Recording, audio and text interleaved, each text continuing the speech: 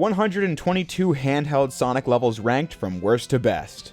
There aren't as many rules for this list as the last one, so I'll just say the only real rule is that whole zones count as one entry to avoid repetition. The criteria used for this video was the same as the previous 3D Sonic levels ranked video.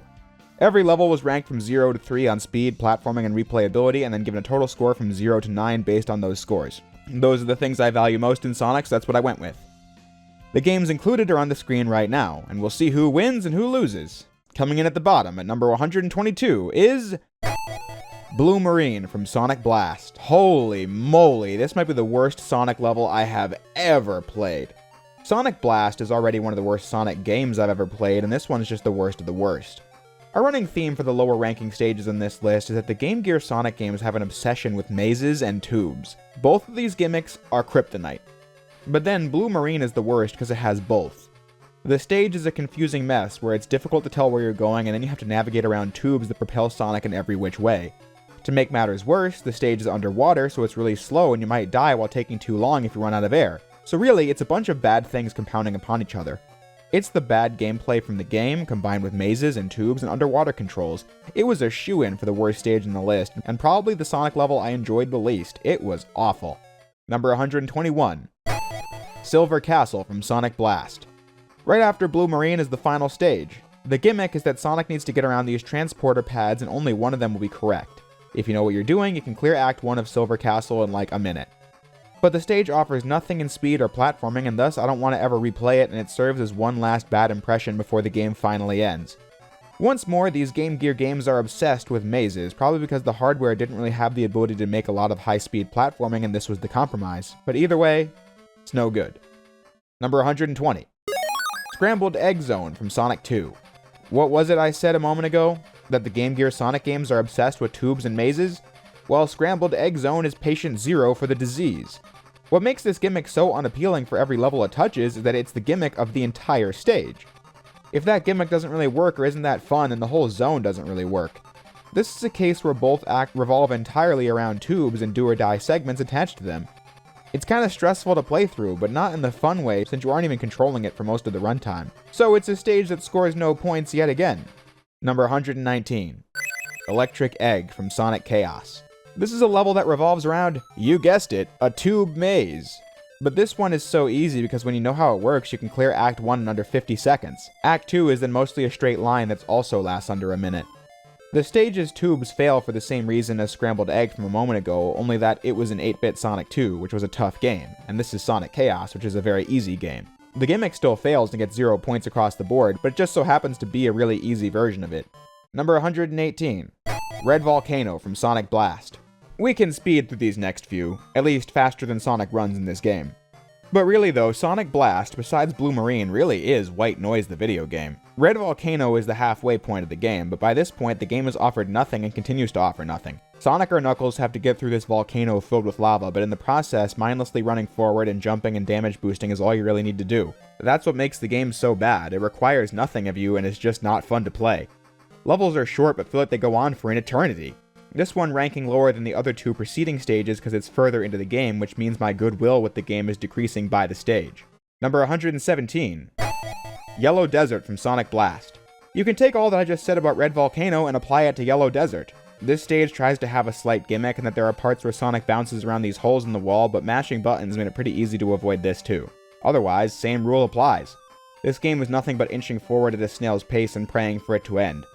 The level also has tubes in it, which is an instant fail for a Game Gear Sonic level, so it gets a 0 across the board. Number 116. Green Hill from Sonic Blast. I'll give the opening stage of Blast credit. It shatters the expectation that this game could be anything good very early on. What more can I even say about this game? From moment one, it shows you that it's a very slow and dull Game Gear Sonic platformer that pales in comparison to all the previous ones. A game so bad that it makes 5 zones feel like the toughest hurdle you could ever overcome in your life because the game is like Antimatter the video game. This game's iteration of Green Hill sets the stage for the game perfectly in that sense. But ultimately, Sonic Blast was just a lame tie-in to Sonic 3D Blast on the Genesis, and it shows. It just doesn't feel like a game anybody really cared about, and its legacy is exactly that. But with that said, that actually covers all the levels from Blast, meaning that we haven't even exited the 0 category and already the first game has been eliminated. Number 115. Frozen Factory from Sonic Lost World. One of the saddest realizations I had while making this video is that I would have to play Lost World 3DS again and talk about it. That's exactly what I said at the start of the Frozen Factory entry last year, and it remains true now. I thought I was done with that game for the second time after that video, so I safely deleted the footage a second time, and it's come back to haunt me again, because I conceived of this video and realized I needed to play more Lost World 3DS. This is the kind of turd you'd hope to never play again as long as you live. I don't need to repeat my review of it too much, so let's just talk about the stage. Picking a worst level from this game is difficult because they're all pretty terrible. With this footage, I mainly focused on the 2D stages because those are the ones I skipped over last time. But the 3D stages of this game are agony because they go on for so long, and then in the later zones, what they spend that time on is extra excruciating. Frozen Factory just had to be the worst one because Act 1 goes from a snowboard section to ice physics to an over-reliance on lightning wisps to using snowballs as weights for switches, back to the lightning wisp, back to the snowboard. It's just too much and none of it is fun. Act 2 is when you run around in 2D and you can barely see what's coming, and then this happened to me while playing for the review.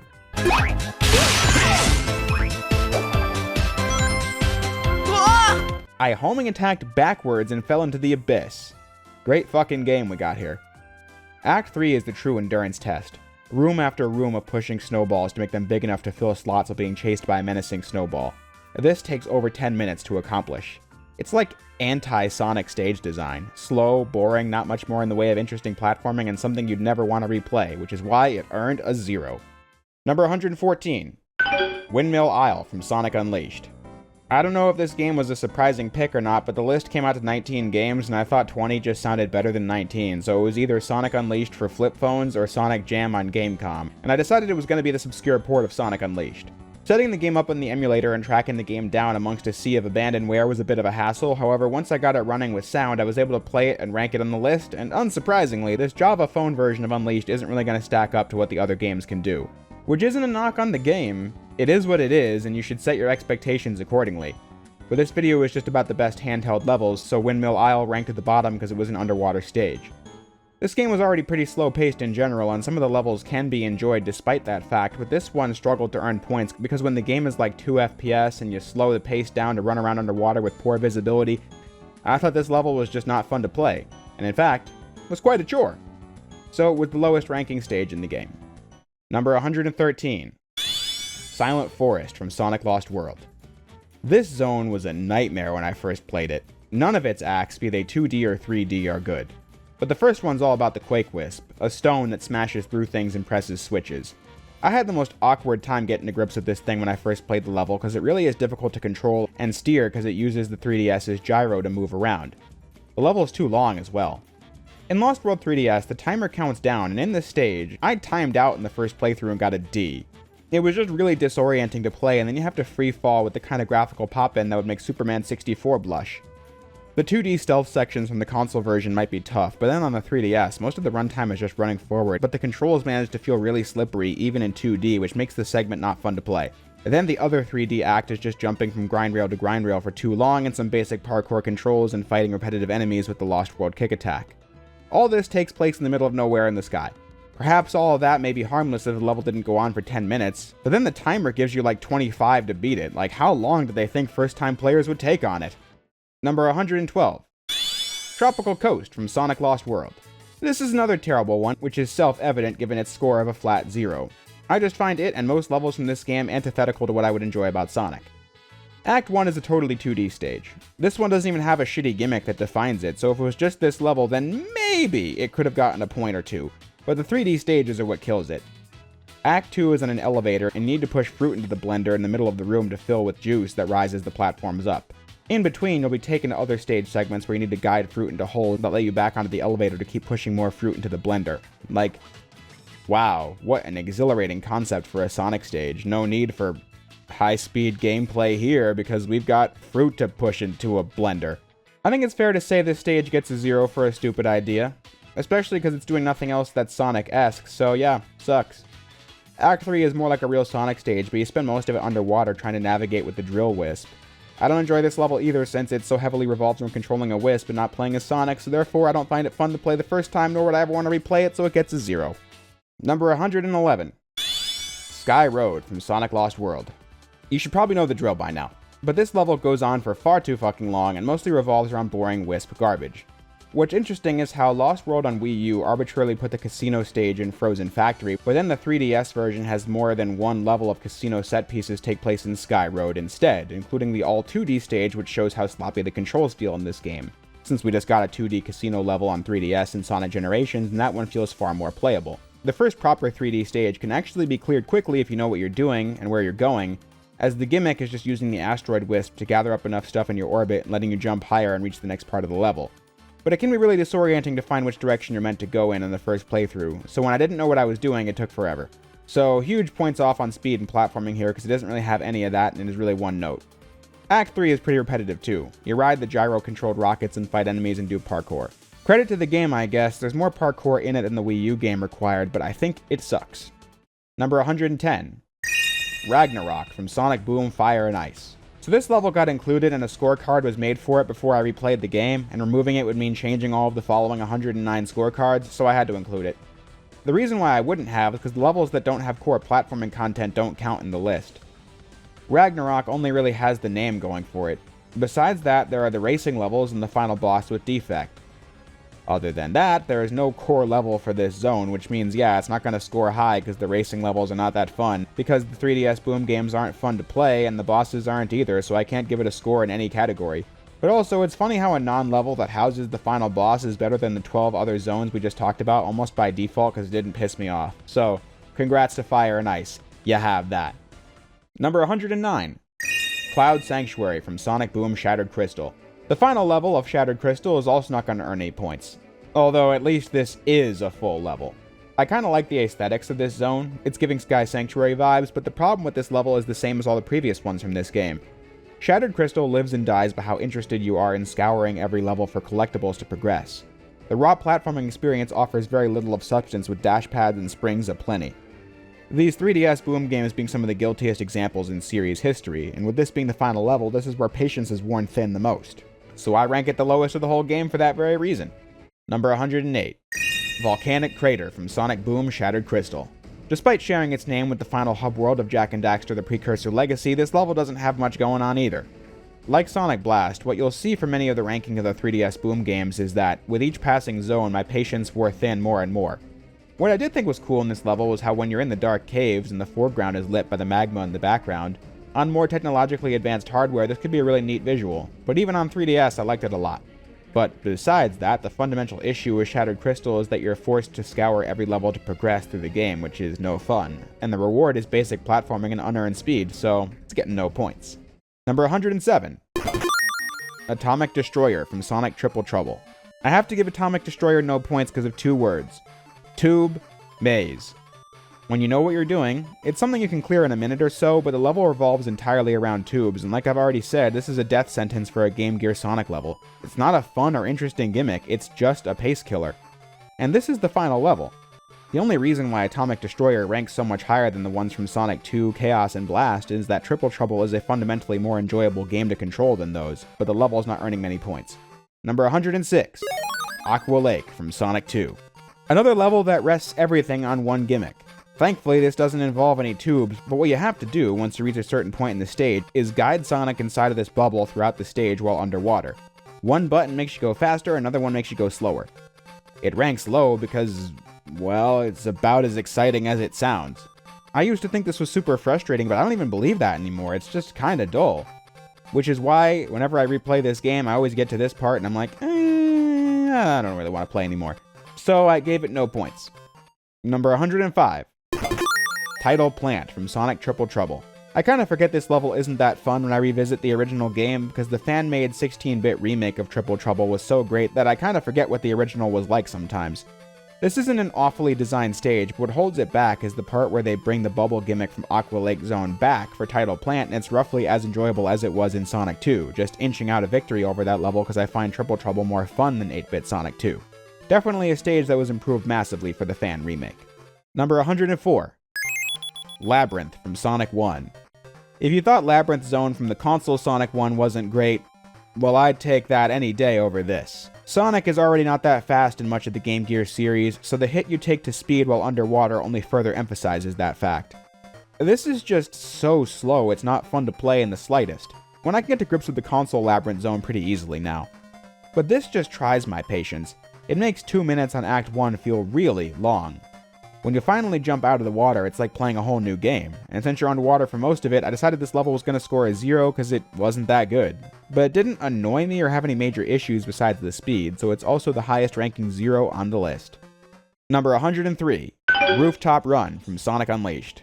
So finally, we've reached stages that have scored some points. This is the second to last level of Unleashed Mobile, and it gets a 1 because these stages do a pretty good job of capturing the feel of Boost Sonic despite the very, very limited technology it was made on. Unfortunately, it's not scoring higher than a 1 because the speed is just alright. It's not super satisfying or very fast paced, it's just good for what it is, and then the platforming in this level is virtually non-existent, and at the end of the day, I don't value this game for much more than novelty, so it can only score a 1 from the speed factor. But for the standards of Unleashed Java, it's a fine stage, so I gave it a 1. Number 102, Savannah Citadel from Sonic Unleashed. And this is actually the final level of the game, which is surprising, since this level was an early one in the HD version. There's only 4 zones in Unleashed Mobile, so they picked some good ones while developing the game. But then my commentary for Savannah Citadel isn't really that different from the previous stage. You make some basic jumps and the level does a good job feeling like Unleashed, even if it's so different from the game it's based on. But it's not really going to give you much to chew on besides that, which means it's doing what it was meant to do, but that's not very much. I'm not asking for the game to be on par with Unleashed for Xbox 360, I'm just saying that it is what it is, so it gets a 1. Number 101, Gimmick Mountain Zone from Sonic 2. I always joked that the name of this zone was fitting given the game it was in. 8-bit Sonic 2's thing is that every zone has some kind of a central gimmick that it revolves around and usually falls flat with. In Gimmick Mountain Zone's case, they brought the spinning platform obstacle from the 16-bit Scrap Brain Zone into it and made jumping between them the central element of the stage. It's a lot more finicky than Scrap Brain Zone, but it works and can be fun to quickly jump your way through. It's not amazing, but it's not the worst thing in the world either. It's executed alright, just not that exciting for a whole stage, so I left it at a 1. Number 100, Sky High Zone from Sonic 2. This level's gimmick is perhaps the most infamous. Sonic's glider from this stage is even featured on the box. If you don't read the manual to know how the glider controls, you probably are going to get through this stage by sheer dumb luck. If you do know what you're doing, you can clear it in under 2 minutes. So I gave it a 1 because knowledge of how to play can lead to a fast clear time, but otherwise the level has virtually nothing going for it, so it also gets a 1. Number 99, Ancient Ruins from Sonic Boom Shattered Crystal. When thinking about interesting things to say about Ancient Ruins, I'm not left with much. At this point, Shattered Crystal levels kind of live and die by the aesthetics. Mechanically, what do you even do in this stage beyond what you've already been doing? You use Sonic's dash to break through these blocks, you use Tails' flight to go over these fans, you use Styx' boomerang for switch puzzles, and when you aren't doing that, you're using the inner beam and these hooks, and then you let dash pads and springs do the rest. So I can't give it many points because the level isn't doing anything new beyond what's been doing since level 1. But as I said, I'm not totally over this game by this point in the story, so yeah, I gave it a 1.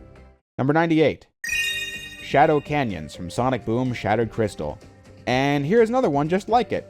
Although this one got a point in platforming instead of speed, because the pace goes down in favor of doing more platforming.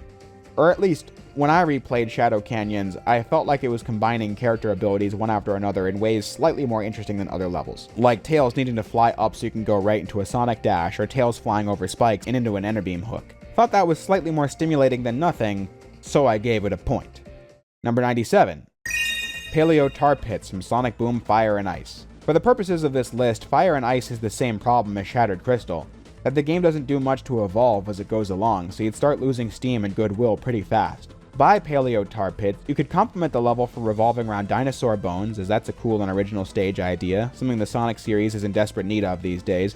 But when the level design is just using the same character abilities again and again, combined with basic obstacles and the Fire and Ice gimmick, which is the most one-note game-wide gimmick in the history of Sonic, its levels aren't going to score very high, which is why this stage could only get a 1. It's just not that fun to play, even if the idea is neat. Number 96, Gothic Gardens from Sonic Boom Fire and Ice. Take everything I just said and you can make all of it about Gothic Gardens. I really like the aesthetic here, as the name says all. It's a garden gimmick with spikes and horror imagery. I think that fusion is really cool and unique, but once more, the level design is bland and repetitive, doing nothing players haven't seen 100 times by this point in the game, so it can only score a 1 because I don't think it's fun or worth replaying. Number 95, Desert Ruins from Sonic Lost World. If you recall from last year, I considered giving every stage a 0 in this, but I didn't then, and I'm keeping the scores for this game consistent. I'm glad I didn't, because this video showed us what a game really worthy of zeros across the board looks like, but still, The early levels of Lost World 3DS are pretty bad, especially when Desert Ruins makes you do this obnoxious maze level where you step on a warp pad and go to different locations and you have to keep guessing until you find the right one. But the main act is alright. You'll be playing as Sonic jumping through obstacles, and I thought the Asteroid Wisp wasn't too overbearing in this level, so I was willing to give it a 1 for platforming, but fuck that 2D level especially. This one sees you luring spinning stones onto switches so you can progress, but the finicky controls and physics just make this such a chore. Hate playing this level. So yeah, 1. Number 94. Seaside Island from Sonic Boom, Fire and Ice. And yeah, here's another one. This is the second zone of Fire and Ice, and it's when you realize, oh, this is the whole game, isn't it? As in, this is where the player will see the designers work in a lot of the same obstacles and ideas they already used in Zone 1, and that the fire and ice mechanic is being used in the same exact way as the previous stage. You step on watery platforms to make it ice, and then you step on ice with fire to make it melt. And you're like, oh no, hope this game isn't too long. This one doesn't even have interesting aesthetics to fall back on, it's just a beach, which the previous game already had, so it doesn't score high, it gets a 1. Number 93. Terminal Velocity from Sonic Colors. And finally, we're debuting a game that is actually really great. But history is repeating itself because last year I put the console Terminal Velocity towards the bottom of the list and the rest of the stages and colors were way higher. Now I'm doing that again. This version of Terminal Velocity makes you run from the Mega Wisp armor before fighting it at the end. If you don't know what you're doing, it can be tough, but if you preserve your boost gauge, you can win pretty easy at the end. And it's much shorter than the console version, so it's not going to get a lot of points. In fact, it can't because there is no platforming, you just run away from a thing with a top-down view. It's only even counting as I counted the console version last year, but it's a nothing burger final stage. I just think it ranks higher than the rest of the stages thus far because it's in a more enjoyable game and it's pretty painless. Number 92. Windy Hill from Sonic Lost World. And finally, again, I am free of this crappy game. Windy Hill is when Lost World 3DS put its best foot forward. I still don't find the speed element that present and the controls are sloppy. The platforming's pretty basic compared to the Wii U Lost World, so it's not earning that many points, but it's a relatively harmless level and a pretty diabolical game. I don't want to replay it, it's not fast or fun. The 2D act also sets the precedent that the controls will feel super slippery and hard to use in 2D sections, but it's doing enough to earn a single point. Honestly, it probably ranks so low because it is Lost World 3DS, and I just don't want to see these mechanics and stage designs. Almost like it's guilty by association more than anything else, but that's it for Lost World 3DS. Like last year, Lava Mountain doesn't count because it's just a boss rush and final boss. It has no stage attached to it. But yeah, with that, Lost World 3DS is the second game eliminated from the list. Number 91. Dragon Road from Sonic Unleashed. And now we've reached the highest ranking level from Unleashed Mobile, and it's the first one. I don't know, I just thought this stage really put its best foot forward. Like I said about the others, it's got a good replication of the boost gameplay on such different hardware, and then for this one, I thought the level design was alright. Good multiple paths and stuff. I would never want to replay it, but I thought the designers made a good first impression with this stage. Which is why I thought this level was worthy of being the first 2 on the list. Meaning we're in the territory of levels that are harmless, but not very good either. But that's it for Unleashed's run on the list, meaning it finishes in 18th place. Number 90. Crystal Egg from Sonic 2. This is the bonus level you get for collecting the Chaos Emeralds. If you don't reach this level, Tails dies and becomes one with the Force in the bad ending. But if you do, this level's alright. It doesn't have a super annoying gimmick and has platforming and a decent pace, which puts it on the upper echelon of 8-bit Sonic 2 levels. It's probably not worth the struggle it takes to unlock unless you use the level select cheat to play it like I did to get this footage, but still. I thought this was a passable stage. It's not doing anything super well or amazing, but passable. Number 89. Green Hills from Sonic 2. The name Green Hills is always super awkward to say when doing voiceover, but the level itself is also fine.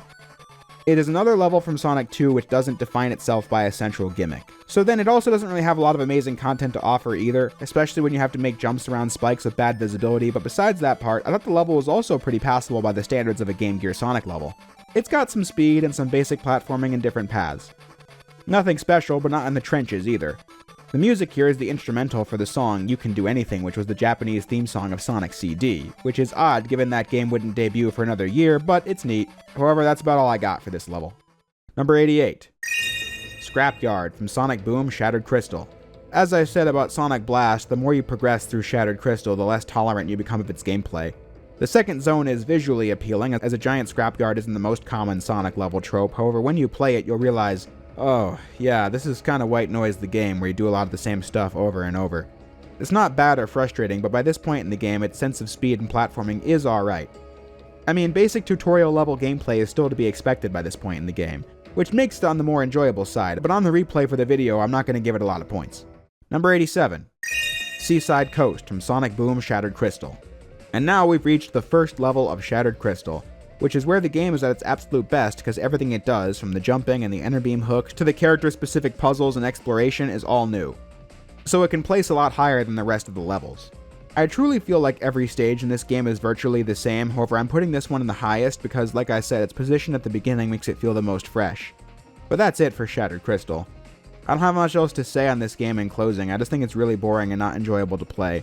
There really isn't anything technically wrong with it, but I'm certainly not playing it again anytime soon, so say goodbye to Shattered Crystal. Number 86. Kodiak Frontier from Sonic Boom Fire and Ice. For many of the same reasons, this game is also about to be wrapped up completely on the list. The first level introduces a lot, from Amy's gameplay to how the structure of the game is more accessible than the first one to the fire and ice gimmick. All that feeling pretty fresh and exciting on the first playthrough, and it's also interesting how this Sonic game opens on a snowy mountain stage, which I don't think they've ever done before. So I was willing to rank it higher than many of the rest because of what I just said about Shattered Crystal, that the level was most enjoyable for being at the beginning. Though in this game's case, the opening wasn't the highest from the game. That would be number 85. Cutthroat Cove from Sonic Boom Fire and Ice. I wish I could give you an elaborate reason why this is, but to be honest, all I really have to say is that this stage demonstrates how good the art direction in these games are. Simply put, it's a pirate-themed level, another trope Sonic games haven't done enough of. And I think this is a really appealing visual for a 2D stage. The level doesn't do anything super interesting with it, but if you're going to have a super bland game where you do the same thing over and over again, having a pretty visual I like alongside it certainly helps. Which is why this is my favorite level from Fire and Ice. Meaning that the 3DS Boom games are finally done from the list. Like I swear, the list will get interesting once we're done with all these levels that amount to, yeah, that was nothing, next. And being done with the 3DS Boom games will certainly help us getting to the point of interesting levels and gameplay. But to close the book on these, in hindsight, I'm not even sure which of these two is better. I mean, the exploration element of Shattered Crystal is a pure pain in the ass, and if I was really factoring in that element of it, I would give every single stage from that game a 0, but I was trying to be fair and focus on the level design itself. But that exploration element did give the game something, you had to engage with it somewhat, whereas Fire and Ice really is nothing for hours. But it's more approachable, so replaying them both with all the levels unlocked from the beginning, I wasn't really sure, I didn't enjoy either one, but that's enough of these games. Number 84. Scrap Brain from Sonic 1. I actually find Scrap Brain Zone from the 16-bit Sonic 1 to be decently enjoyable, something the console 2D ranking video will no doubt go over, but this version leaves much to be desired. It revolves around a giant maze for most of it. The pacing while playing is fine, meriting it a 1 in speed, and the obstacles are challenging enough, meriting it a 1 in platforming, but I find mazes to be ill-fitting for Sonic levels. Thankfully, the developers have yet to discover their love of tubes, but still, this level isn't really that fun. Coming after Labyrinth Zone also doesn't help, as you're likely going to want to shut the console off by this point in the game. Or at least, that's what I was thinking. Number 83. Meteor Base from Sonic Rivals. And now Sonic Rivals has debuted on the list. If you didn't know, the Rivals series focuses on Sonic or your character of choice racing with other characters to the goal ring. The problem is that the games are pretty boring and pin everything on its gimmick.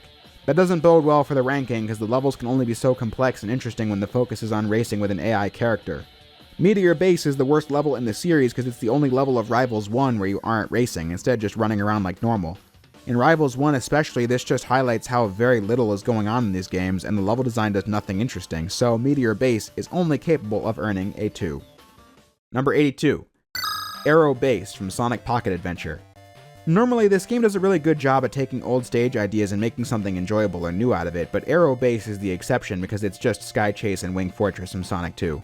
The Sky Chase copy doesn't really offer much in interactivity, and the Wing Fortress copy is a pretty perilous set piece since pits are everywhere, but you don't really have the visibility to make it feel approachable.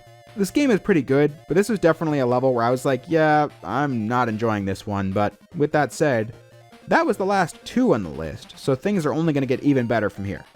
Number 81. Jungle Zone from Sonic 1. If I was just basing this on Act 1, I'd be giving Jungle Zone more points. In Act 1, the platforming is enjoyable, the secrets are well done, the music is good, and the speed is decent for an 8-bit platformer, but I'm averaging the score between Acts 1 and 2. Act 2 is a climbing stage. If played on Game Gear, your review will be really limited, but if played on Master System, then there will be a kill plane the moment you off-screen the platforms below you, making the stage way more frustrating than it needed to be. For that reason, I gave Jungle Zone a 3. Good first act, really lame second act. Number 80. Sky Base from Sonic 1. As the final level of the 8-bit Sonic, Sky Base provides a decent challenge. I don't really care to replay it since it comes after 2 zones I don't like, which is why the replay score is a 0, but then the platforming is tough but fair throughout as you avoid lightning and stand on platforms. Thought the pacing was fine too.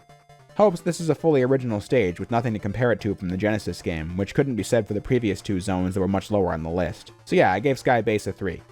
Not a stage for the ages, but not bad. Number 79.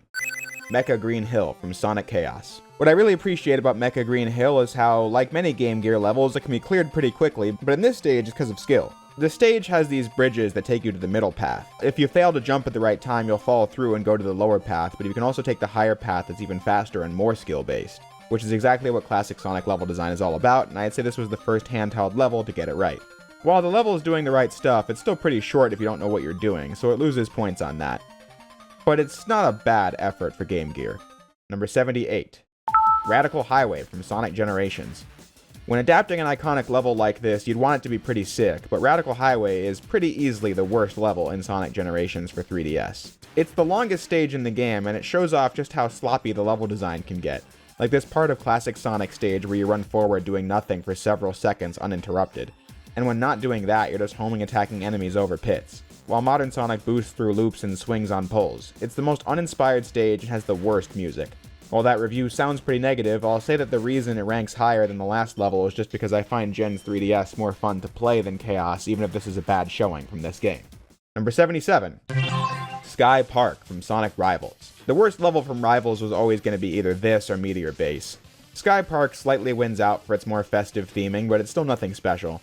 When I was a kid, I thought this level was a real difficulty spike, and looking back on it now, this stage does feel really cramped, linear, and filled with obstacles to slow you down. But it's all got a Deadly Circus Park theme, which is neat enough, but the level doesn't really do a lot with it. It also includes parts you need to push blocks into place, giving your opponent a chance to catch up and overtake you while you can't defend yourself. So it's not going to earn a lot of points, but it's competent enough to get a 3. Number 76. Crystal Mountain from Sonic Rivals. There really isn't anything exceptional about Crystal Mountain. By this point in the game, 4 zones in, you're pretty used to the routine and can probably clear this one with ease if I had to guess. The crystal caves look kinda pretty, I suppose, but the level design is, once more, nothing special. What could have made it more interesting is if the parts where your character gets in sled-mobile things were playable. Instead, it's just a mid-level cutscene to take you from one area to another. Besides that, the level is Sonic Rivals with a snowy background. You run forward and try and take the upper paths and finding the right time for special moves to make sure the enemy doesn't catch up. Just don't fall in the water, because that's an instant kill. Number 75. Altitude Limit from Sonic Rush. Ever since my first playthrough of this game, I have never liked Altitude Limit. The problem with this stage is the visibility. The screen on the DS is really small, and so a stage that has the whole gimmick of Sonic or Blaze must avoid one giant bottomless pit is quite lame. There are a lot of slow segments here, like falling on a parachute or flying through the air on a hang glider. The second to final level should have some challenge to it, but I just don't think this was a fun stage to play, since it feels like when you make a mistake, it usually comes from not being able to see what's coming. So that's why it's my least favorite stage from Sonic Rush by far. Number 74. Aqua Planet from Sonic Chaos. I was actually decently impressed by this level, so much so that I made it the first 4 on the list. Think about it. Labyrinth, Aqua Lake, Tidal Plant, and Blue Marine, the other Game Gear water levels, all got terrible scores. But this one was actually kinda good. What it does right is what Aquatic Ruins did well in Sonic 2. It's a stage where the underwater component is the slower path that's easier to access, but if you're good at the game and on-the-fly platforming and controlling Sonic, then you'll never touch water once, which on Game Gear is a godsend. So I thought this level was intelligently designed. You might say cheesing an entire stage is a bad thing, but since this is skill-based, that's something I'm always glad to reward.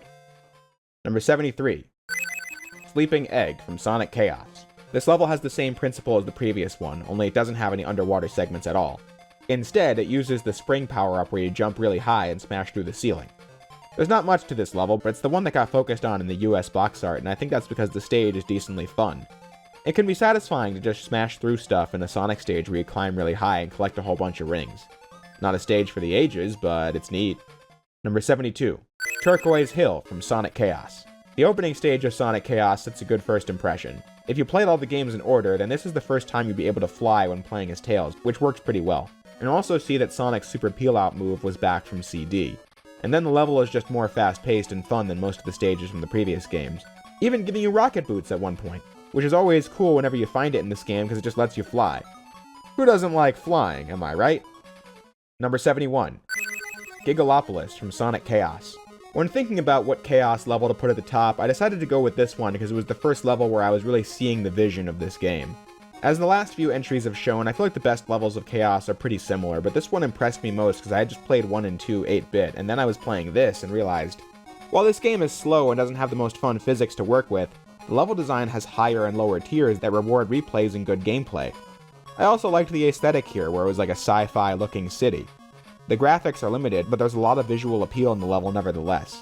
So I think it's a worthy choice for the best level of Sonic Chaos, meaning that this game's run on the list is now over. Number 70. Gigantic Angel from Sonic Pocket Adventure.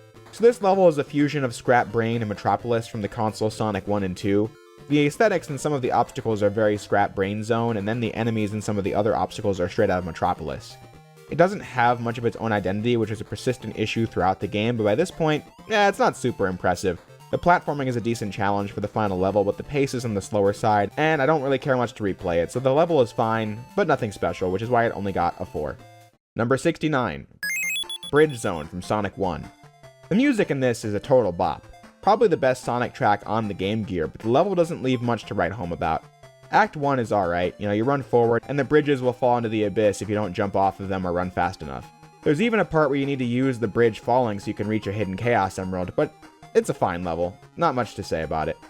Act 2 is an auto-scroller which automatically deducts points from the speed and replay value because the stage is going at a set speed you can't control, so that brings the zone's total score down, but the level is still pretty good at the end of the day. Number 68. Chaotic Inferno from Sonic Rivals 2.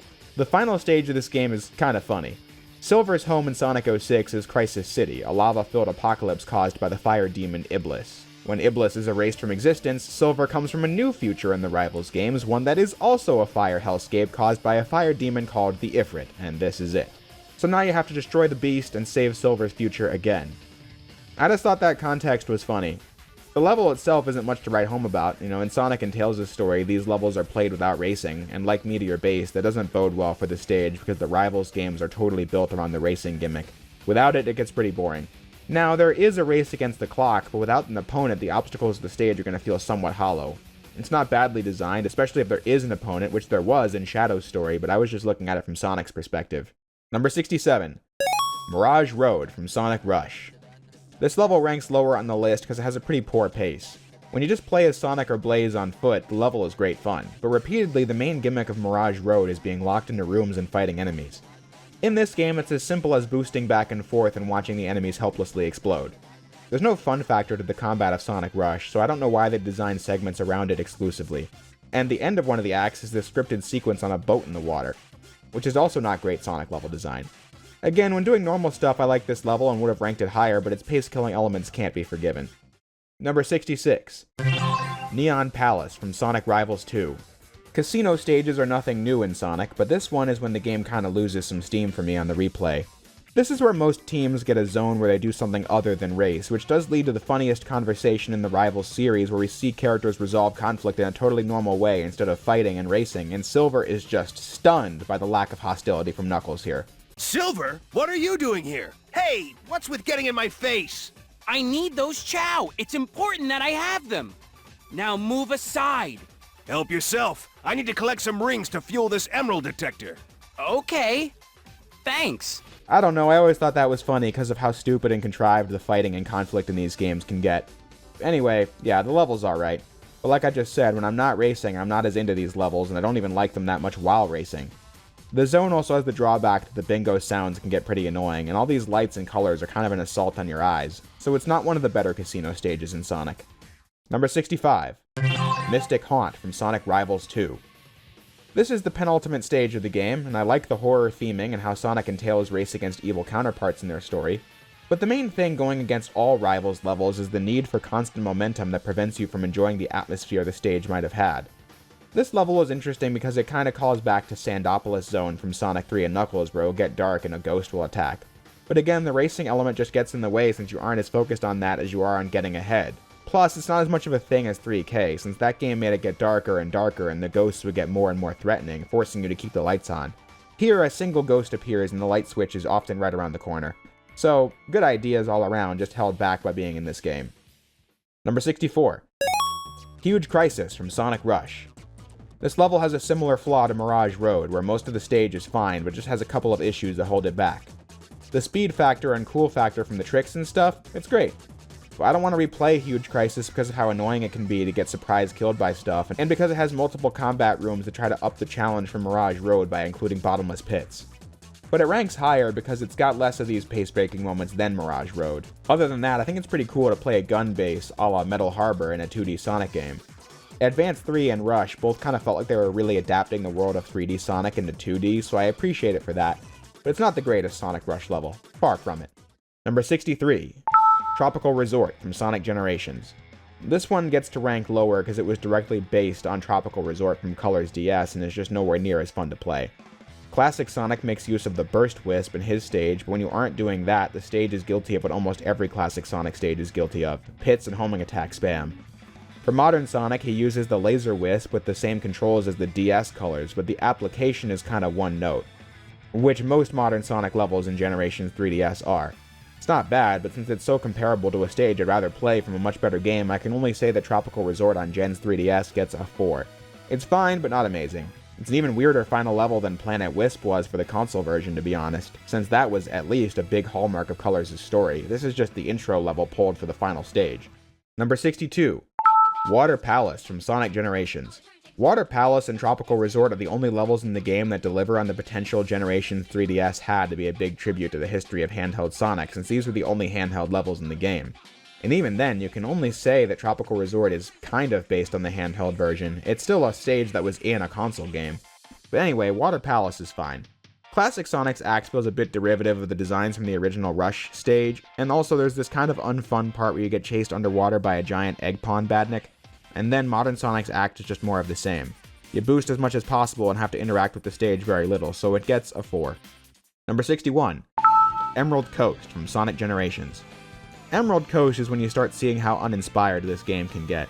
The early levels copy-pasted design for Classic Sonic, but when left to their own devices here, you see them kind of fall apart with Classic Sonic as they gave him the homing attack in this stage so they could cheaply design whole stage chunks around it. Bad or unplayable? Far from it. Great? No. Modern Sonic's act is slightly better though. It's not amazing either, but I like how you will sometimes have to jump into trick rings while grinding to reach a higher path. Just something to keep you engaged with the game. I also like how Act 1 remixes the music from the original Emerald Coast Section 1, and Act 2 remixes the music from Section 2. Both remixes are fantastic. I even like the Act 1 remix more than the original track, but the level is again unremarkable. Number 60. Meta Junglera from Sonic Triple Trouble. Now maybe those prior examples are from a game I might find more fun than Triple Trouble, but I always have had more respect for a game like this than I do a game like Gen's 3DS, where those last few entries felt cheap. But then a game like Triple Trouble is working overtime to do something impressive and interesting for the hardware it's on. Now there's nothing super amazing about the stage itself, but it's well designed. It has that classic Sonic spirit where you can take higher routes for higher risk and go faster or take lower routes that are slower. That's just what I like to see in 2D Sonic. It also has a decent runtime even if you know what you're doing, which is what counted against so many of the levels in Sonic Chaos, how short and easy they were, when Triple Trouble just feels much more balanced, excellently demonstrated in this stage. Number 59. Sunset Park from Sonic Triple Trouble. I think this is one of the most iconic levels from the Game Gear series, and for good reason. I don't think the actual level is the most fun or well-designed thing in the game, hence why it isn't the top of the list, but it is good. It has everything you want to see in a 2D Sonic levels, like, top routes, bottom routes that are slower but easier to get to, yada yada yada. Things I've established earlier. But it doesn't rank high in the speed category because of how the minecarts you ride can be a little slower than I'd like, but the level's iconic status comes from the boss act where Sonic's on the moving train and trying to get to the boss at the end with obstacles in the way. It was a special moment for the Game Gear series because it was an exciting set piece, something you'd see in a console Sonic game and never before in the previous Game Gear games. It even getting its own music track that's super iconic. The fan remake of this game made sure to do this section justice because of how iconic it was. Number 58. Dream Factory from Sonic Dream Team. In last year's ranking video, there were many comments objecting to my not including Sonic 3D Blast and Sonic Dream Team. The former of which I still stand by. It's not a 3D game and would have been utterly trounced by every other game on the list, maybe even including Lost World 3DS. But for Sonic Dream Team, I just dismissed it because I deem mobile games to be inferior to every other kind of game. That, I didn't have an Apple Arcade subscription, but then I got the free trial and played this game for a video earlier this year and was pleasantly surprised because I thought that was a pretty decent 3D Sonic game. Now, there are only 4 main levels in this game and none of them rank super high in the list, but the game has enjoyable mechanics. Dream Factory ranked the lowest because of how much this level is spent climbing up and looking for collectibles. Dream Team has sections of solid 3D platforming, but many of the open spaces allow you to use the various character abilities to search for collectibles needed to get to the next section, which usually involves grinding on rails at high speed. Since Dream Factory was just a lot of verticality, I felt like this was the least fun level to play since it felt the least Sonic-esque of all the stages when compared to the greats of 3D Sonic, but not bad at all. Number 57. Underground Zone from Sonic 2. Honestly, when playing on Master System, the opening stage of Sonic 2 actually sets a pretty good template for the rest of the game. It's a pretty perilous stage as Sonic runs around this volcanic mountain with lava and minecarts. But it also features Sonic-esque skill-based gameplay as early as the first stage with a higher route accessible to skip a lot of the tough stuff if you're good at the game. The Game Gear version dampens it greatly with its visibility, but I think the stage is pretty cool, which is why it's the first 5 on the list. It even features an interesting story moment before the boss, where Sonic is about to fall into the lava, but Dr. Robotnik saves him, only to fling you into the boss fight. Like he's not gonna let Sonic die a cheap death, it has to be by his own hands. Even as early in the series as this was, they were establishing interesting character dynamics. So yeah, this level's worthy of a 5. But sadly, the rest of the game didn't maintain that standard as we have seen, since this is the end of Sonic 2's run in the list. Number 56. Great Turquoise from Sonic Triple Trouble. This is much more familiar for an opening stage of a 2D Sonic game, being the Green Hill clone of the day. I don't really have a lot to say about this stage, other than that it executes on everything it needed to, while also working in underwater segments at the bottom of the stage too, and smart Sonic designers always use water as a way to separate the skilled from the unskilled, and this level is no exception, so it's a solid opening for Triple Trouble and earned a 5. But speaking of Green Hill, next up is number 55. Green Hill from Sonic 1. When it comes to iconic intros, you aren't going to beat the 16-bit version of Green Hill Zone from Sonic 1 in the Genesis, but this adaptation for the Game Gear and Master System definitely pulls its own weight. Probably being the fastest paced stage in the game, with parts where Sonic can blast across the screen, which is seriously impressive for these 8-bit consoles. Plus, it also introduces players to the slower pace, exploratory gameplay of this version in Act 2, with the tiny maze where you can escape early or keep looking around and find a Chaos Emerald. It's all very smartly designed, and I think it's a great intro for this game. But like Sonic 2, I think the opening is the best part, which is why this was the highest ranking Sonic 1 8-bit stage in the list, which means this game has now been eliminated. Number 54. Nightmare Maze from Sonic Dream Team. Despite this level having one of my least favorite Sonic tropes in the name, it's very manageable. The point of it isn't even that it's a maze, it's a pretty linear stage, just one that is thorny garden themed. The main parts where you explore felt better than Dream Factory for me because it was vertical in some places but also had room to run around and use every character well. I got kinda stuck at one point looking for keys, not really sure what to do, but for most of it I thought the 3D platforming speed sections were decent and varied and thought the exploratory bits were also well handled. But, not much more to say about this stage because I did find a lot of Dream Team's levels to be a bit samey. Number 53. Forest Falls from Sonic Rivals. The opening stage of Sonic Rivals has pretty neat music alongside it, but beyond that it's your fairly typical grassy Sonic opening level. I think it makes for an effective tutorial on the kinds of obstacles you'll face while racing opponents in this game, but then the level itself isn't anything special. It's just a standard 2D Sonic stage, which is on the upper echelon of Sonic Rivals levels. I don't think the level's winning points based on more than just being fine as an opening stage. Though I guess this level's also made more memorable given how this is the point where Sonic and Silver first meet each other after the timeline split at the end of Sonic 06, but story context in a Sonic Rivals game isn't going to earn a level more than a 5. Number 52. Frontier Canyon from Sonic Rivals 2. Frontier Canyon is a cool idea for a stage. It's a Wild West themed Sonic level. Like I said, for the other cool ideas in Rivals 2, I do wish it got to be used in a game that was built around something other than racing, but for what it's worth, it was a well-conceived stage that uses its gimmick in fun ways, like pulling you around on whips or riding on an antique handcar on breakneck speeds. Sonic and friends gotta use it to help the Cooper gang catch Jean Bison's train before it gets away with the Clockwork Stomach. And yeah, I decided to plop the Sly Cooper reference in the middle of the video. What can you say? Well, not much more about the actual stage, that's what. I've got an upset stomach on my hands, but other than that, I feel great.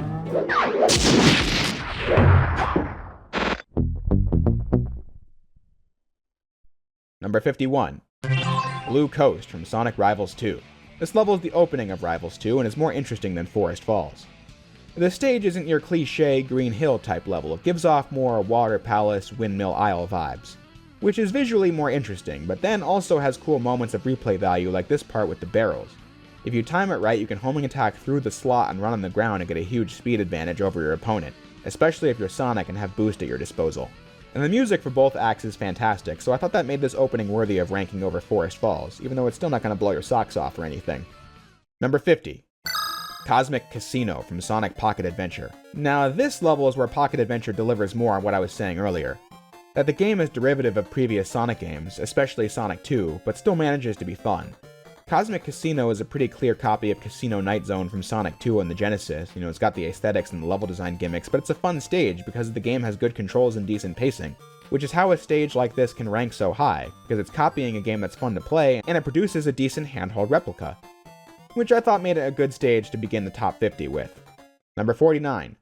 Secret Plant from Sonic Pocket Adventure. For Secret Plant Zone, we have a level that takes the aesthetics and level design of Chemical Plant Zone from Sonic 2 and uses the music of Hydro City Zone from Sonic 3.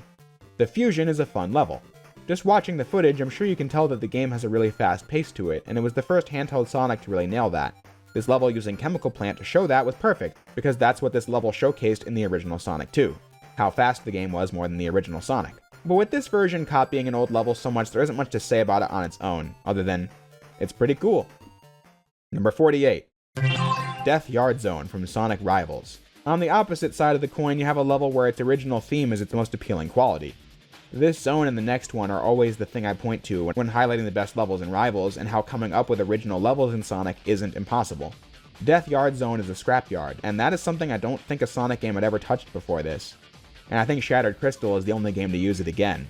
I focus so much on original level themes because that can really carry a stage or a game that is otherwise not doing much. I mean, look, Sonic Rivals is Sonic Rivals. The game is, as I've established, very bland. The level design here isn't going to win any awards. You race through linear tracks with an AI opponent.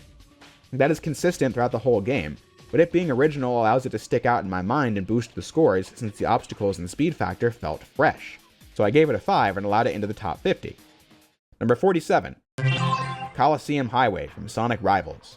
Coliseum Highway is that, but even better. This is the only Roman Colosseum-themed level in Sonic history, and I think it's a fantastic visual, and the level makes great use of the gimmick, like pushing over pillars or going through a giant statue-sized loop where the camera pulls back for a cool shot. That's the power of digging deep and making new level ideas. That is why, despite this being yet another Sonic Rivals level, it's the highest-ranking level from Sonic Rivals on the list, meaning that this game's run on the list has now concluded. Number 46. Sunset Forest from Sonic Rivals 2. I think Coliseum Highway is the best level in the Rivals series because of its aesthetics alone, since these games don't have much else to fall back on, but 2 is the overall better game in every way, so I figured I'd hand the win to Sonic Rivals 2. Sunset Green Hill type levels are something I'm a sucker for, as an entry later in the list will show.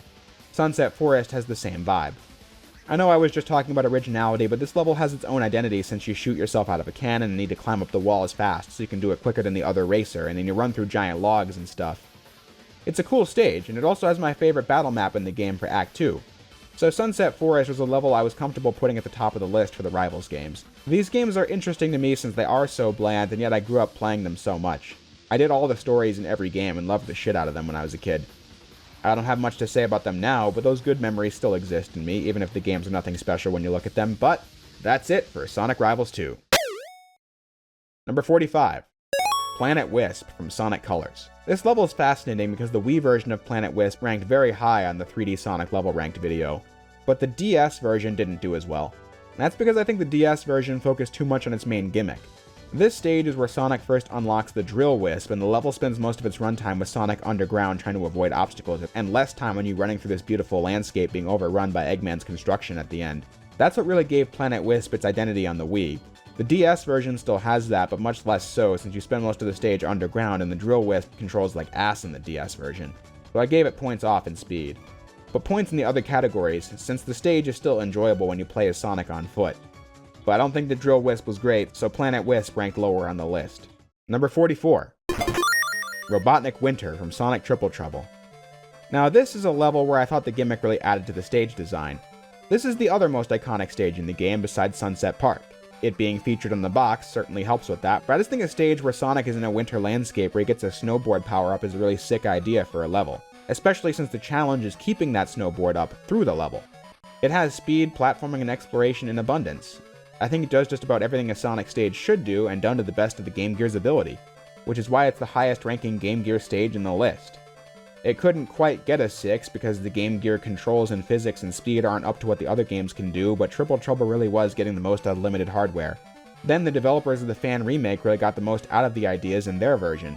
Did I mention that Triple Trouble 16-bit was really good? Seriously, it might be one of my favorite 2D Sonic games I've played. But anyway, that's gonna do it for Triple Trouble, the last Game Gear game standing. A game good enough to have made it to top 50. Number 43. Scrambled Shores from Sonic Dream Team. This is the opening stage of the game, and when I was first like, damn, this game actually is pretty good. The visuals are a bit uninspired, since it's floating platforms in the sky with a green grass and balloon gimmick, but ignoring that, the level design perfectly introduces you to the game mechanics, the structure of the game, and the playable characters you've unlocked at this point. It does just about everything right, though. This game just isn't super tough or memorable a lot of the time when just factoring in the stages themselves, so it doesn't make top 40 or get a 6, but it's good for what it is and has earned this spot on the list. Number 42. Chaos Angel from Sonic Advance 3. Now we're reaching the moment I've been waiting for, where most of the crappier mid games are off the list, and we can talk mostly about these 6 games. The first 6 Sonic games by Dimps. The Sonic Advance Trilogy and the Sonic Rush Trilogy. Now, Rush 1 and Colors DS have already been on the list before, but like I said, now that the Advance Trilogy is here, I'd say the list will get more interesting like I promised earlier.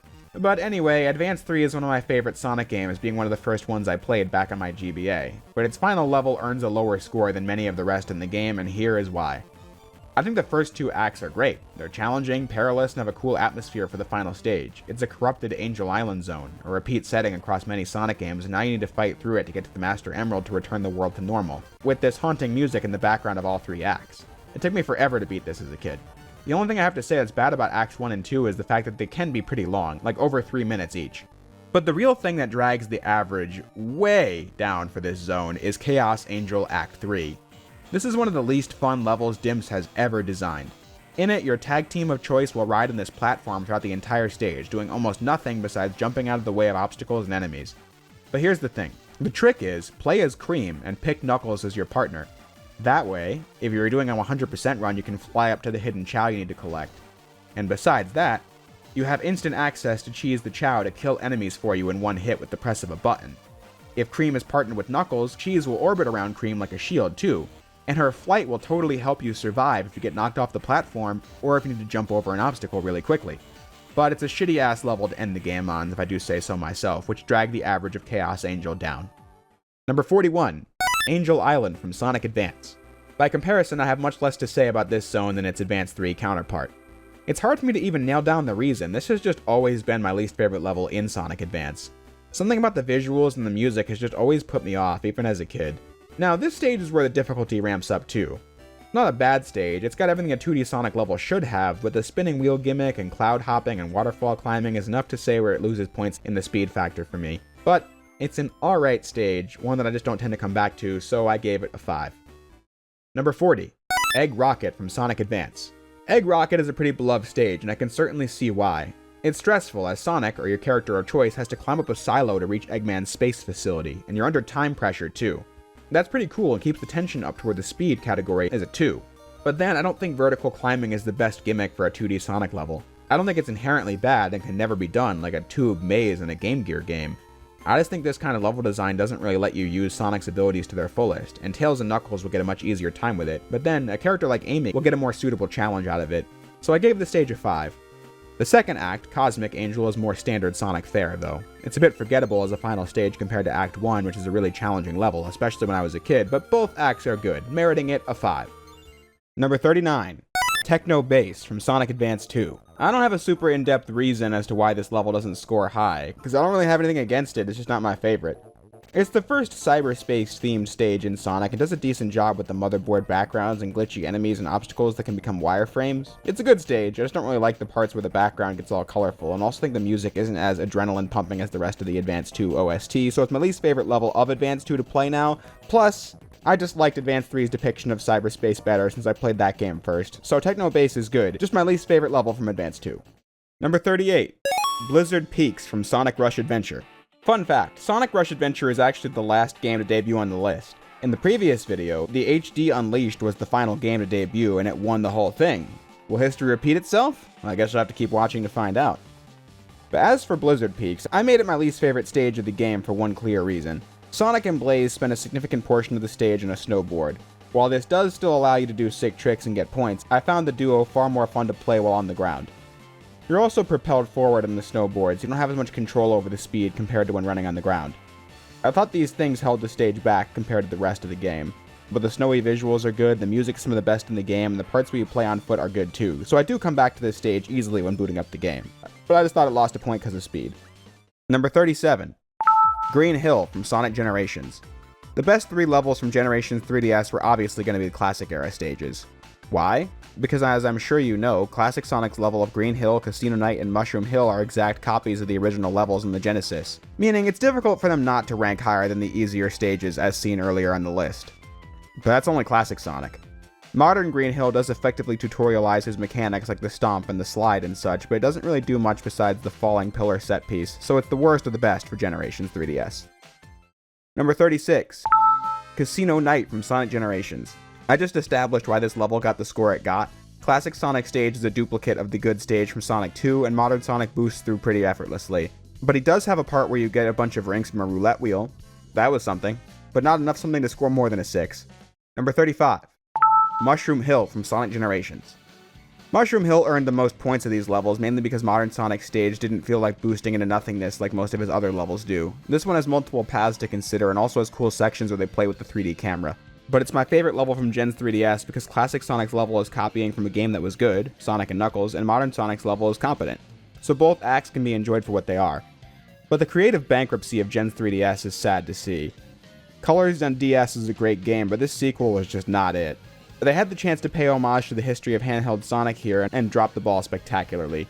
What we got was mediocrity and stolen content for most of it. Mushroom Hill actually perfectly shows this off, because at the end of Classic Sonic's level, there's a checkpoint right before the goal ring. It's impossible to die in this stretch of gameplay, but the reason why there's a checkpoint right before the end of the stage is because in the original Sonic and Knuckles, there'd be a mini-boss. That's what the checkpoint was for in the original stage, but here it's just copied and pasted one-to-one with no thought or rhyme or reason. I don't think this game is shitty, it's just nothing compared to the console game, but its levels are competent enough to reach the top 40 of the list. However, that is the end of Sonic Generations as run on the list. Number 34. Aquatic Relics from Sonic Pocket Adventure. This is the other side of the reused stage coin. Gen's 3DS felt lazy about it. Pocket Adventure by comparison was taking old things and using it as a tech demo for the hardware, making it feel fresh again. Old themes, new designs. Aquatic Relics, if you can't tell, is based on Aquatic Ruins from Sonic 2. That's one of my favorite levels in that game, and the Pocket Adventure version nails what it got right. Aquatic Ruins was practically the model of the thing I've repeated many times in this video. The upper paths were the skill-based reward ones, and lower paths took you through the water at a slower speed. This level gets that right, and thus got a perfect score in the platforming department. This is actually the first time a stage has gotten a perfect score in any category, but it does succeed at that because it's emulating something that already did it first, so it can't earn higher than it got here. It's also towards the end of this game that I've only played twice, one for my video where it was covered and the second time now. The replay score can be variable and often has really niche or hard to quantify rules, but that's why it didn't get a 7. But I don't play the game much to begin with. So that's that. Number 33. Neo South Island from Sonic Pocket Adventure. This is the opening of the game and the level I associate most with it. The stage was kind of like all 4 classic Sonic games rolled into one. It has the cool camera angle tricks from CD, music from 3, gameplay and level theming from 1 and 2, it had it all. It felt really good to play and really set the tone for this adventure that it was going to be a fast-paced Sonic game on the go. Once more, there's not a lot for me to say about Neo South Island on its own, it's a fine Green Hill type stage, I just think its strongest quality comes from how well it set up the game, which is why it's the highest ranking stage from Pocket Adventure on the list. And that sums up my thoughts on the game pretty well too.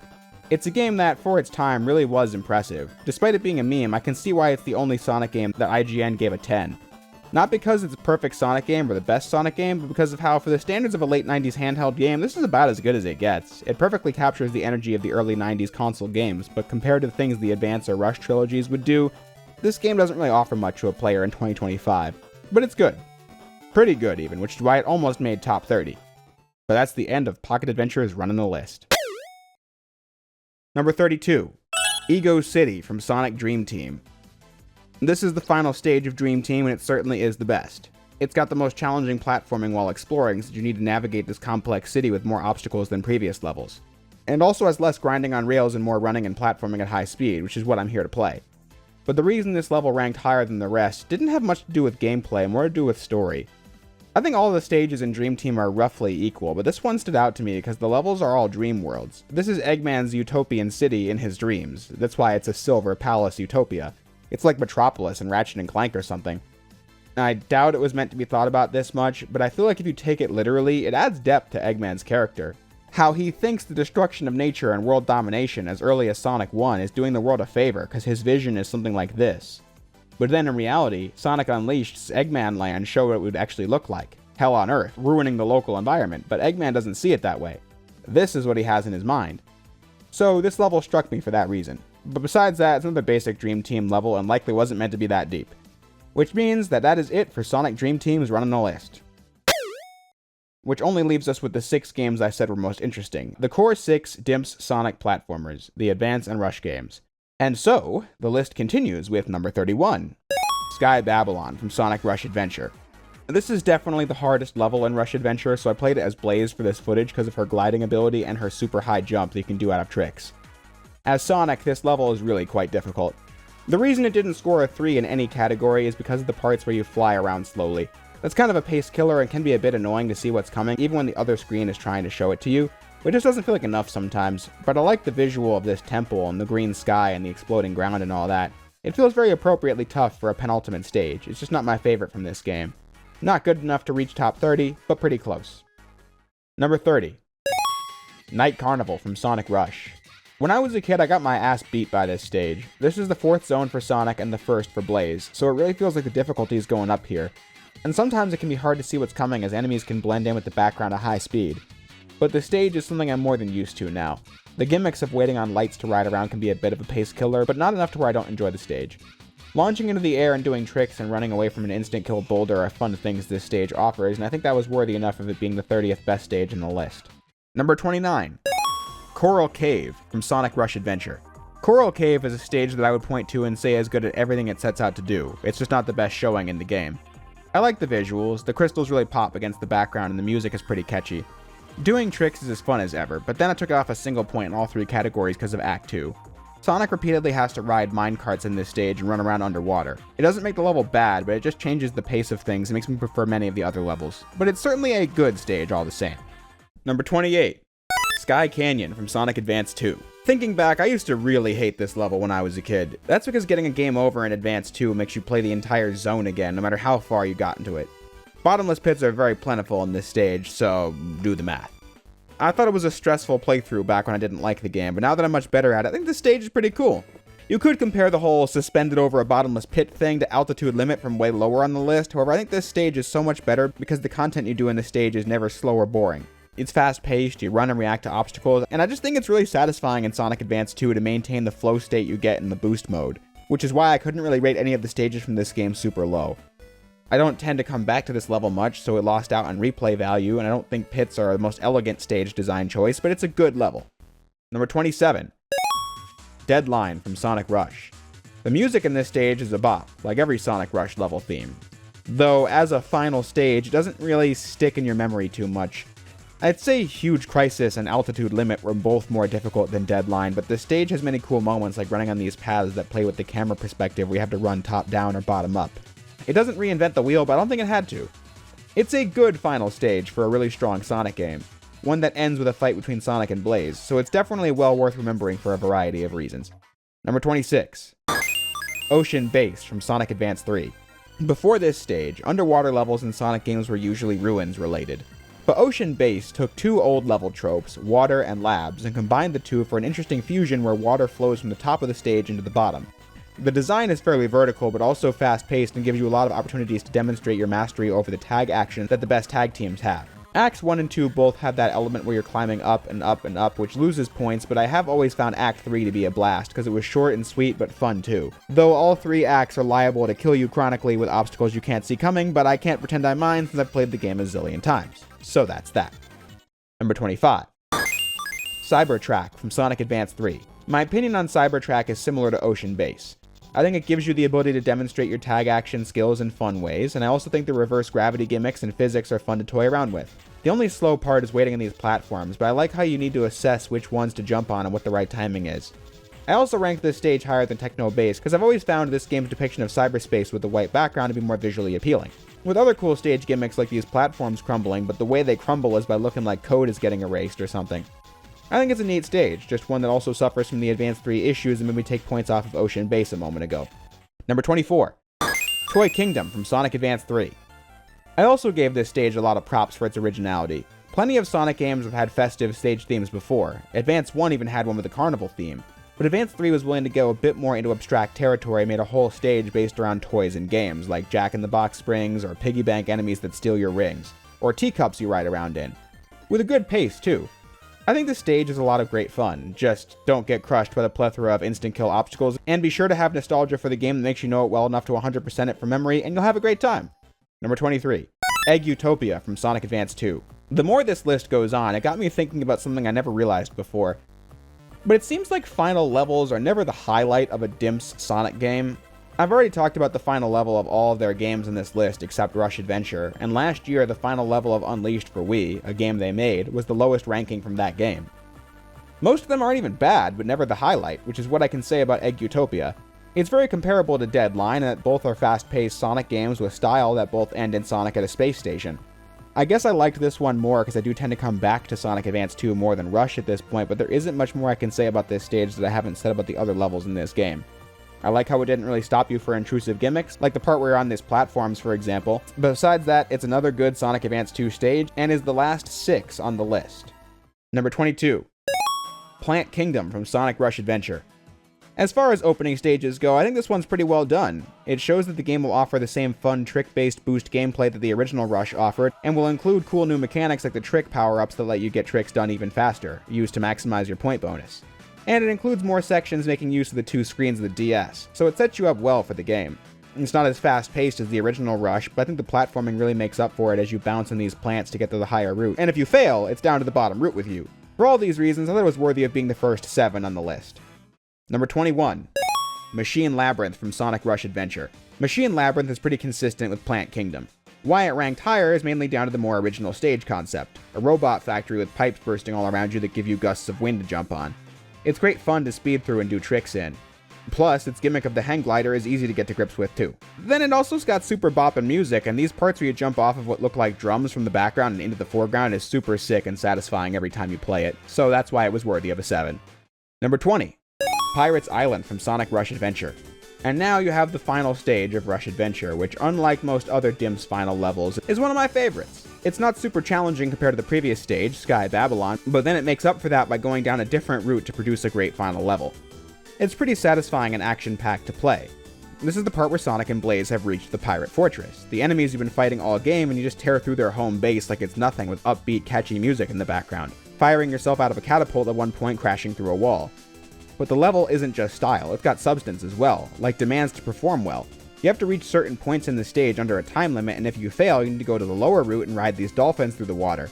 I found this a little slow, which is why I didn't get a perfect score, but then, by this point in the list, I realized that my repeatedly complaining about stage gimmicks that slow you down makes it sound like I have ADHD or something, but, well, I guess that wouldn't surprise me. But I do also think it's possible for a stage to have a slower section and not lose points for it. I have seen it happen before.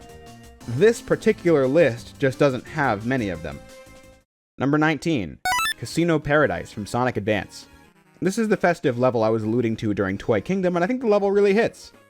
While not as fast-paced as, say, Casino Night Zone or whatever, it has this chill vibe to it with kind of relaxing music and circus-themed obstacles and level gimmicks, like riding around on rides and such. It's a level that's very easy to come back to, even if not the most speedy or platforming intensive. When I think back on this level, what comes to my mind is how when I was a kid I thought the castle in the background meant the stage was near Soliana, since you can see the castle in the distance of the Castle Town Hub of Sonic 06. And I thought this level was like on the other side or some shit. Just a funny thing to think back on as we conclude the entry, which is the last 7 on the list. Weren't many of them, but still. Now we're heading towards the greats. Number 18. Secret Base from Sonic Advance. The level gets a point off because it's not super speedy, but it's enough to earn a 2 in that category. But it's perfect at everything else. The level is multi-tiered and has platforming challenges throughout that rewards repeat runs as different characters to see all the level has to offer, and has super catchy music in both acts. My favorite music in the game, in fact. It's everything you could want in a second stage of a Sonic game. It is great work. Number 17. Ice Mountain from Sonic Advance. This level really embodies the chill vibe that Sonic Advance has. The trek through the snowy mountain has this quiet and serene music that fits the atmosphere both on the ground and underwater. A good thing Sonic characters can survive these conditions though, because that water must be like negative 100 degrees. But then it ups the pace of the stage and the music in the second act. Sonic Advance is never going to be the most challenging thing throughout, as many of its entries on the list show, but it's a fun ice level with appealing visuals, a good pace, rewards repeat runs, and isn't even frustrating despite its underwater gameplay. And then uses said underwater gameplay for a tense boss where you're submerged for the whole thing. So I thought it was worthy of an 8. Number 16. Starlight Carnival from Sonic Colors. There's already a twist of fate that Colors DS had Planet Wisp ranked so low compared to the Wii Colors, but Starlight Carnival did the exact opposite. It's in the top 20 of the list when the original was one of the lower levels in the list. But I really like this zone in the DS version. You spend a lot of the time inside the spaceships, not automated light trails like the 3D version. This gives you time to platform around and react to obstacles and use the wisps in interesting ways. I think Starlight Carnival on DS is a really compelling stage. It would have gotten a perfect score if not for waiting on these ship sections, but otherwise it's fantastic. Number 15. Sweet Mountain from Sonic Colors. This level is about as good as Starlight Carnival, less surprising since the original stage was also good, as this one, like its console counterpart, does good in the theme of food and treats decorating a whole level, as you use the Burst and Void Wisp to burn through or consume food, while also providing the speed and platforming experience that a good Sonic Rush level needs to have. Just gave it a point off for the free fall sections that felt a lot less interesting in 2D compared to 3D, but still a great stage worthy of an 8. Number 14. Ice Paradise from Sonic Advance 2. Fun fact, this is the only ice level in the Advance trilogy that does not involve water in any way. It's a very fresh feeling winter Sonic stage because it isn't just a mountain like Ice Cap in Sonic 3, it's also the festive level of Advance 2. So the whole level with the bells in the background of the music gives the stage an exciting Christmas vibe to it. The visuals of the city lights in the background while you blast through this mountain at night make for a great contrast. Advance 2 just screams slick in every way. The level is one of the best in the game, as you're familiar with the game and its physics by this point, and the difficulty increase feels appropriate. The level does focus more on the speed than the platforming, you could say, so that cost it the perfect score, but I really enjoy it. Like, the parts where you need to be going fast enough to gain access to the top of these circle things that either take Sonic up or down depending on his speed upon entry. It's a really great stage, worthy of being the highest 8 on the list. Number 13. Neo Green Hill from Sonic Advance. I thought this was a fitting choice for the first perfect score on the list. This is the opening stage of Sonic Advance and it came in swinging. This was the next handheld game after Pocket Adventure, and it was quite a step up from that game, which was already a huge leap in handheld tech from the Game Gear games. But while Pocket Adventure was mostly concerned with recreating the classics, Advance was not.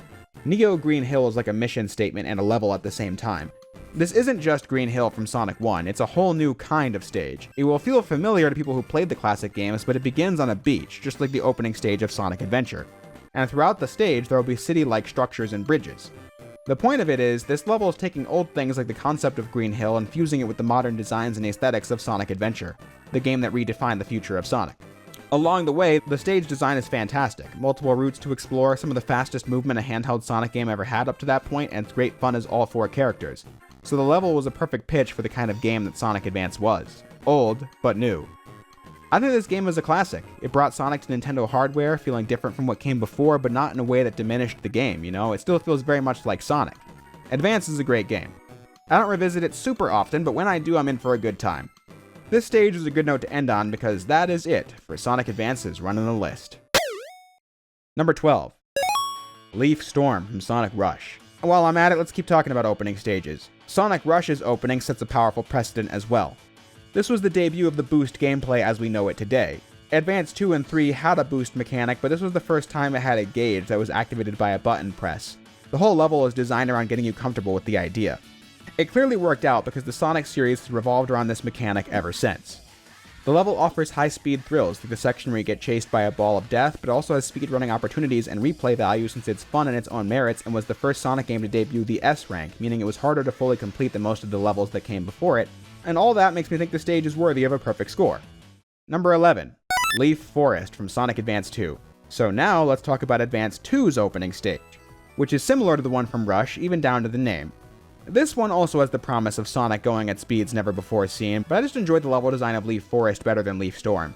I just think the way that Leaf Forest is laid out is more satisfying to blast through a warp speed with skill and precision, and has cooler moments of platforming like bouncing on springs really high to find an alternate route at the beginning, or swinging on this pole at the right time to get the hidden route. So for all that, I think the opening stage of Sonic Advance 2 really hits. Number 10. Tropical Resort from Sonic Colors. The opening level of Sonic Colors DS has a lot to balance. Before Sonic even unlocks any wisps, you have to readjust your expectations for rush gameplay. In this, you have to unlock the boost and get used to the game not having the trick system. You use tricks to fill the boost gauge in the other games, but in this game it's white wisp capsules. That takes some getting used to, as does the wisps themselves. This level introducing the burst wisp. I think this stage does an immaculate job of introducing you to the new style of rush gameplay while adding moves from the 3D games like wall climbing, the stomp, and the slide, which are put to great use in later levels. It all begins in Tropical Resort, which perfectly eases players old and new into Colors DS, which is why I gave it a perfect score and think it's truly worthy of one, and is a nice beginning for the top 10. Number 9. Haunted Ship from Sonic Rush Adventure. This has always been one of my favorite 2D Sonic levels. I thought Pirates Island was an exciting set piece, but Haunted Ship pulls that off without any of the kinks. The stage is super creative, as it's a ghost-themed pirate stage. You jump on ropes and go super high doing tricks, and you go so fast that the wood in the ship falls off alongside you while you run past it. In another moment, you shoot yourself out of a cannon and you need to press the buttons at the right time to get the most points. And you even evade cannon fire from the other pirate ships. I think it's really the best level from Rush Adventure. It has all the best elements of the Rush series in an original stage with new set pieces to accompany it, which I think is the perfect ending for Rush Adventure's run in the list. Number 8. Hot Crater from Sonic Advance 2. If Leaf Forest was the pitch for the speedy gameplay of Sonic Advance 2, then Hot Crater is what really gets going. I love how intense the level feels. The music and the heatwave effect just makes you pumped to blast through the stage. But then the grind rails and swings and enemies give you a lot of things to react to in your way. It's always a highlight of replaying Advance 2, and one of my favorite stages in the game, just not the favorite. Number 7. Aquarium Park from Sonic Colors. This was my favorite level in the Wii version of Sonic Colors, and it's also one of them in the DS game. Right at the beginning of Act 1, you'll get to explore underwater in the lower route or ride the grind rail up to the top route. On the top side of the stage, Sonic will make use of the laser wisp to stay on the top path, and on the bottom you'll use the drill wisp to break through barriers. Both are worth seeing because of the red star ring collectibles. So the stage rewards the repeat runs and is fun to play and has speedy gameplay with good levels and gimmicks, like Sonic jumping between different waterfalls to avoid obstacles in a top-down view. It's another perfectly executed stage. Number 6. Twinkle Snow from Sonic Advance 3.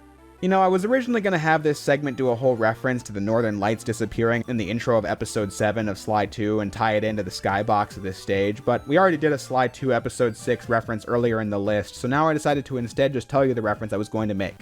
So, there we go. There's our second Sly reference for the day. Twinkle Snow is always one of my favorite levels in the game. The snowy foreground contrasted with the colorful backgrounds has always been a treat to the eye in my opinion. But then the zone is super fun to play while 100%ing it.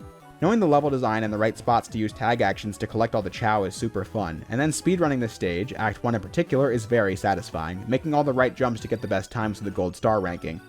The underwater sections of the later acts are tougher and more annoying, so it's not the best, but I think the zone is pretty damn great. Number 5.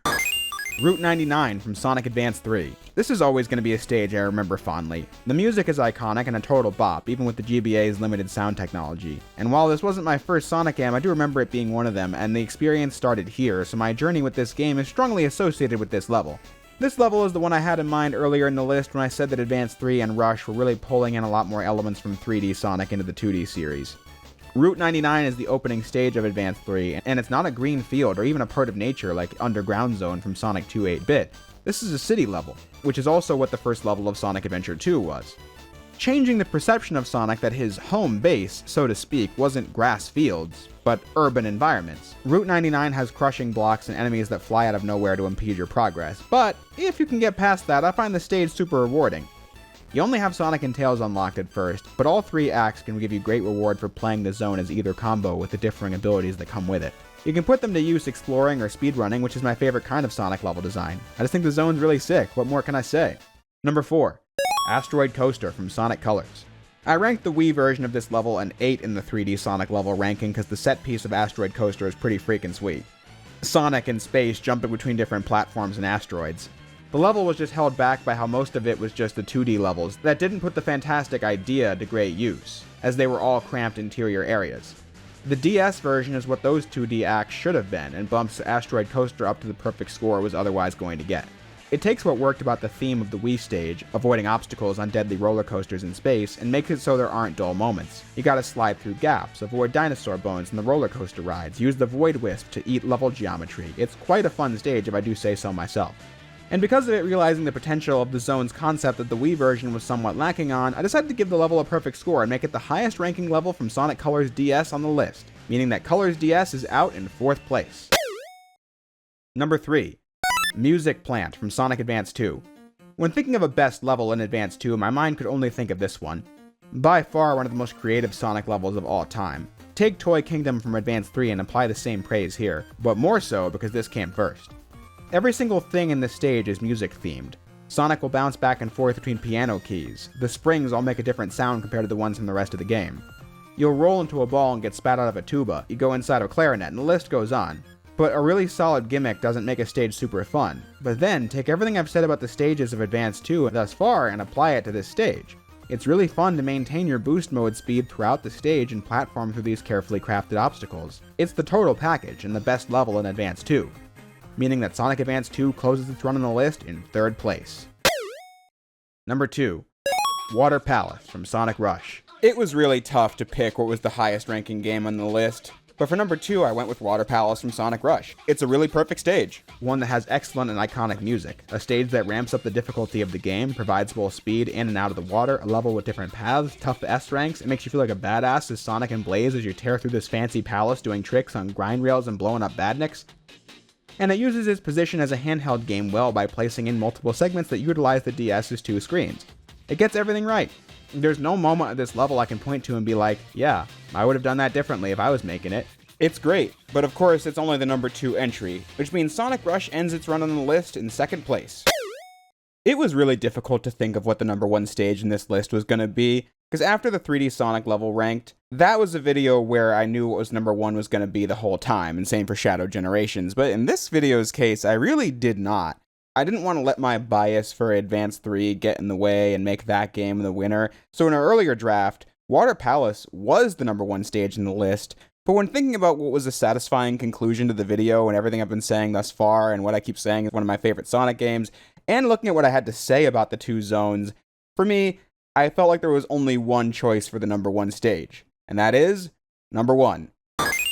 Sunset Hill from Sonic Advance 3. My favorite level in Advance 3 came down to this or Route 99. I decided to put this one at the top for a reason I'll explain in a moment. I gave this stage a perfect score for many moments that stand out in my mind, like how satisfying it is to get to the top path of Sunset Hill Act 1 and never see the bottomless pits or water from the bottom of the stage, or how epic it is to build up just enough speed at the beginning of Act 2 to climb up this massive wall. The trick is jumping out of the loop at just the right angle to get a big speed boost when touching the ground that you can make it all the way up the wall. Or you could just have Sonic as your partner character and use his boost tag action ability. Choice is yours. Act 3 has another big wall that can skip most of the stage, and if you come back with Knuckles, you can try that skip. It's just a level that I really adore the gameplay experience of. But then, this level is my favorite in the game because of the atmosphere. And this is the 2nd zone of the game. I just said that Route 99 was changing the norm by not having the Green Hill type stage at the beginning. Instead, it does it 2nd, and it's Sunset Hill. A stage that plays this dramatic sounding remix of the original Green Hill Zone theme from Sonic 1 in Act 1.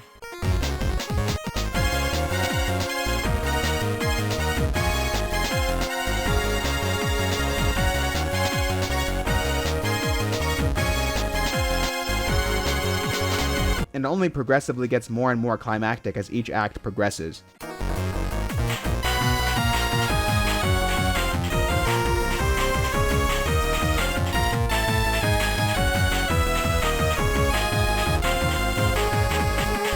To put my YouTuber over-analysis hat on for a second, this level has a vibe to it where, when I play it, it's almost like the devs and art designers were aware that Sonic in the 2000s was going in a different direction from where he came from in the 90s. This game embraces that new direction in the opening stage. And then, its 2nd stage is like the climax of Green Hill Zone. It's sunset in this old and often reused stage archetype or some shit, I don't know.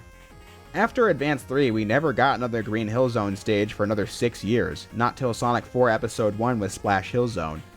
There were jungles in other games, but not Green Hill Zone stages, and ever since Sonic 4, Green Hill Zone is now in every goddamn game. But it's like, in this moment in 2004, this was the end of that stage, and it got an interesting send-off. And that's why it's my favorite level in Advance 3, and the #1 entry on the list.